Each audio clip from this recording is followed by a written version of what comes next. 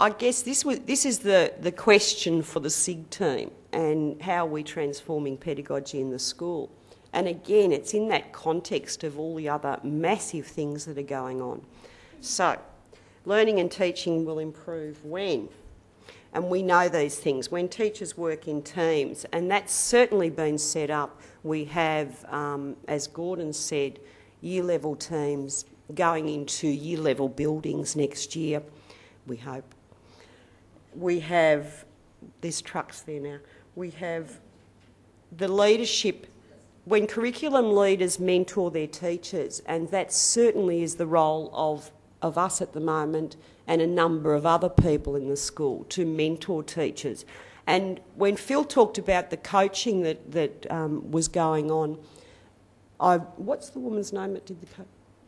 Okay, when Julie Boyd, at the finish of her presentation, she said something that resonated for me, and she said, coaching doesn't work for everybody. And I went, oh, thank goodness, because I hate it.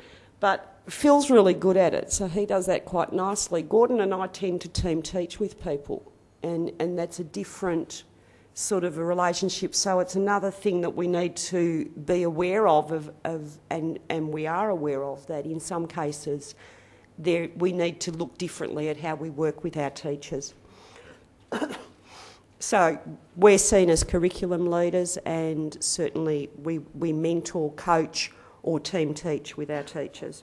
And there'll be more of that once we go into our new buildings. It will be unavoidable in our new buildings.